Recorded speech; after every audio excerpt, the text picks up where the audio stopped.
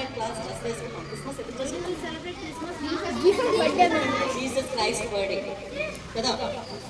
Third క్లాస్లో కూడా lesson విన్నారు. కరుణామయుడు ఎవరమ్మా? యేసు ప్రభు. ఈ ప్రపంచంలో ఎంతో మంది గొప్ప గొప్ప వాళ్ళు కరుణామయుడు పుట్టారు. అలాంటి వాళ్ళలో చాలా పరిశుద్ధాత్ముడు కరుణామయుడైనటువంటి యేసు ప్రభు ఉత్తముడు. ఆయన ఈ ప్రపంచంలోకి చెడును నిర్మూలించడం కోసం వచ్చారు. పాలస్తీనాలోని బెత్లెహేమ్ అనే గ్రామంలో మరియం అనే ఆమె గర్భంలో మేరీ అనే ఒక కన్య గర్భంలో జన్మించారు. మేరీ అనే ఆవిడ చాలా అందమైన అమ్మాయి. ఆమెకు జోసెఫ్తో నిశ్చితార్థం అయిపోయింది, ఇంకా మ్యారేజ్ అవ్వలేదు. కానీ దేవుడు ఆమె కళ్ళలోకి వచ్చి నీవు పెళ్లి కాకుండానే గర్భవతి అవుతావు అని చెప్పారు. అలా ఆవిడ పరిశుద్ధాత్మ వల్ల గర్భవతి అయింది. దానికి జోసెఫ్ కూడా తనకు హెల్ప్ చేశారు. అప్పట్లో పెళ్లి కాని ఒక అమ్మాయికి తల్లి అయ్యిందంటే రాళ్లతో కొట్టి చంపేవాడు. అటువంటి పరిస్థితులు ఆ రోజుల్లో ఉండేవి. ఆ టైంలో మేరీ యొక్క భర్త జోసెఫ్ ఆవిడను ఎవరికంటే కనపడకుండా జాగ్రత్తగా కాపాడుకుంటూ ఆ బిడ్డ జనం వరకు మేరీ ఎంతో జాగ్రత్తగా తన మీద ఎటువంటి చెడు అభిప్రాయం లేకుండా తను చాలా జాగ్రత్తగా చూసుకున్నాడు. అలాగే మేరీ డిసెంబర్ 25వ తారీఖున యేసుకి జన్మనిచ్చింది. కానీ ప్రపంచానికి చూపించలేకపోయింది. తను ఆ బిడ్డను బయటికి చూపించలేక తను పొత్తిగుడ్డలలో చిన్న చిన్న క్లాత్తో చుట్టేసి పశువులు నీళ్లు తాగు తొట్టిలో ఆ బిడ్డను పడుకోబెట్టింది, పక్క వాళ్ళ నుంచి కాపాడుకోవడం కోసం. అలా దేవుడిత ఆ బిడ్డ యొక్క ఆచూకీ బయట వాళ్ళకి తెలియాలి అనేసి ఏం చేశారంటే గొర్రెలు కాపలా కాచుకునే వాళ్ళకు చెప్పారు. ఆకాశంలో నుంచి ఒక సౌండ్లాగా వచ్చేసి వాళ్ళకి చెప్పారు దేవుడు ఏమని, మీరు చాలా బాధలలో ఉన్నారు, మీ ప్రాబ్లమ్స్ అన్ని కూడా సాల్వ్ అవ్వడం కోసం దేవుడు తన కుమారుని ఈ భూమి పైన పుట్టించారు అని, ఆయన ఎక్కడున్నారో మీరు ఐడెంటిఫై చేయండి అని చెప్పారు. ఎలా అనేదానికి వాళ్ళకి కొన్ని హింట్స్ కూడా ఇచ్చారు. ఆయన పొత్తిగుడ్డలలో చుట్టబడి ఒక తొట్టిలో పడుకోబెట్టి ఉన్నారు పశువుల మాటలు అని చెప్పారు. అలా ఆ యేసు ప్రభువును ఈ గొర్రెల కాపర్ను తీసుకుని ప్రపంచానికి పరిచయం చేయడం జరిగింది. ఈ విధంగా యేసు ప్రభు తను చిన్నప్పుడు కూడా అక్కడ దేవుని యొక్క కుమారుడు అంటే ఆయన ఏదో గొప్ప ఫ్యామిలీలలో పుట్టి ఏదేదో లేదు, చాలా సాదాసీదమైనటువంటి పూర్ ఫ్యామిలీలో ఆయన పుట్టేసి మనుషుల యొక్క బాధలన్నింటినీ కూడా అర్థం చేసుకొని వాళ్ళందరినీ కూడా ఒక నీతి మార్గంలో నడిపించాలని ఆయన ట్రై చేశారు. అందరినీ కూడా అదే విధంగా ఆయన చేంజ్ చేస్తూ వచ్చారు. కొందరు ఉన్నారు కదా, అందరూ ఒకే వేలోనే నడుచుకోలేదు. కొందరు ఆయన మాటలు వ్యతిరేకించారు. అది కూడా ఎవరు యూదులు అంటారు వాళ్ళు. ఈయన చెప్పే నీతులు ఆ యూదులకు నచ్చలేదు. ఎందుకు? మంచి చెప్తే మంచి వాళ్ళకు నచ్చుతుంది, కానీ చెడ్డ వాళ్ళకు నచ్చదు. ఈ యూదులు కూడా అలాంటి వాళ్ళు. ఈ యూదులు ఏం చేశారంటే ఆనాటి రోమ్ దేశ పాలకు ముస్లిమాన్లు అయిపోయారు. అప్పుడు కొత్త బిషప్స్ కోసం వెతుకుతూ ఉన్నారు. బట్ ఆయన ఏం చేస్తున్నవారు చాలా మంచివారు. ఎవరికైనా ఆపదలలో ఉన్నారు అంటే అలాంటి వాళ్ళందరికీ కూడా వాళ్ళ విష్ణు ఫుల్ఫిల్ చేసేవారు. అది వాళ్ళకి తెలియకుండా చేసేవారు. ఆయన బయట అందరికీ తెలిసేది.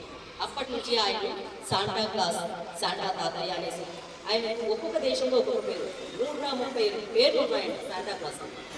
మన ఇండియాలో శాంటా క్లాస్, శాంటా బాబా, తాత, క్రిస్టమస్ తాతయ్య, ఇలా ఎన్నో రకాల పేర్లతో పిలుచుకుంటాం. మరియమ్మ మీరు అక్కడక్కడ చూసే ఉంటారు కదా, టెంపుల్స్ ఉంటాయి, మేరీ మాత టెంపుల్స్ అనేసి. జీసస్ వాళ్ళ మదర్ అమ్మ, ఈయన జీసస్. ఒక చిన్న లైఫ్ చెప్తాను నేను. ఓకే, బెత్లెహేమ్లో జీసస్ బార్న్ అయ్యారు కదా, జన్మించారు కదా. ఫస్ట్ వాళ్ళ ఊరు వచ్చేసి నజరేతు అన్నమాట. అక్కడి నుంచి మనకి పాపులేషన్ సెన్సెక్స్ అనేది చెప్తూనే ఉన్నాను కదా క్లాస్లో, జనాభా లెక్కలు అనేసి. అలా కూడా అప్పట్లో వాళ్ళకు కూడా ఉండేదన్నమాట. అలా జనాభా లెక్కల కోసము అందరూ బెత్లెహేమ్కి వెళ్ళడం అనేది జరుగుతుంది. సో ఒక్కసారిగా ఇప్పుడు మన ఊళ్ళో మనకి జనాభా తీసుకుంటారు, మన ఇంటికి వచ్చి తీసుకుంటారు. అప్పట్లో ఎలా ఉండేదంటే మనం వాళ్ళ దగ్గరికి, గవర్నమెంట్ అఫీషియల్స్ దగ్గరికి వెళ్ళి మన నేమ్ని రిజిస్టర్ చేసుకోవాల్సి ఉంటుంది. సో బెత్లెహేమ్ అన్నమాట సెంటర్. అందరు కలిసి జనాభా లెక్కల కోసం ఎక్కడికి వెళ్తారు? బెత్లెహేమ్కి వెళ్ళిపోతారు. సో అక్కడ మనకి స్టే చేయడానికి హౌసెస్ ఉంటాయా? చాలా తక్కువ ఉంటాయి కదా. సో వీళ్ళు మేరీ మాత, జోసెఫ్ ఏం చేస్తారంటే ప్రతి ఇంటిని సెర్చ్ చేస్తారు, ఏదన్నా హౌస్ ఖాళీగా ఉందా అని. కానీ ఎక్కడ అనేది ఉండదు.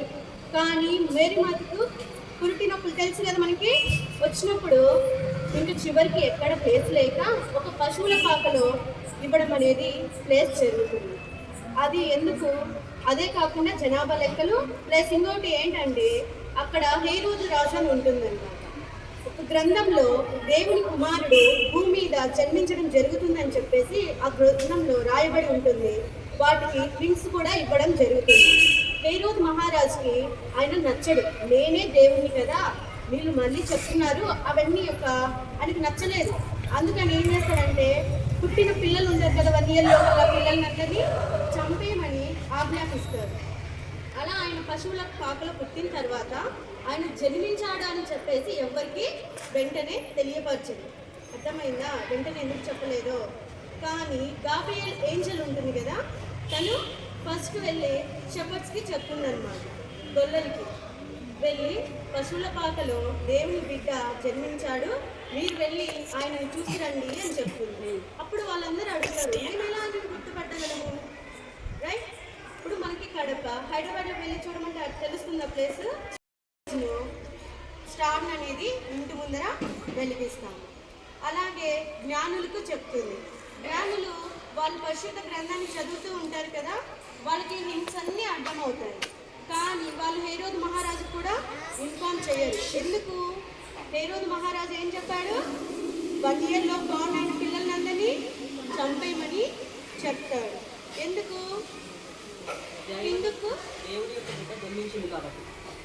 కింగుకు తన సింహాసనము, ఇప్పుడు అధికారము కింగుకే కదా ఉంటుంది. ఇప్పుడు దేవుని బిడ్డ పుట్టాడు అంటే అందరు ప్రయారిటీ ఎవరికి ఇస్తారు? దేవుని బిడ్డకే కదా.